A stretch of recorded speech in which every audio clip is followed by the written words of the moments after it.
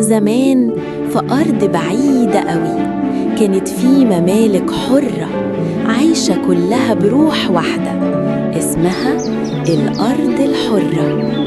كل مملكة كان ليها لون، واللون ده هو اللي بيديها الحياة. رغم اختلاف ألوانهم عاشوا في خير وأمان، وسنين طويلة محدش كان يعرف كلمة خطر، لحد ما جه اليوم اللي الأرض فيه اتشقت من النص وخرج منها كيان أسود وشه كله ظلال اسمه نزار.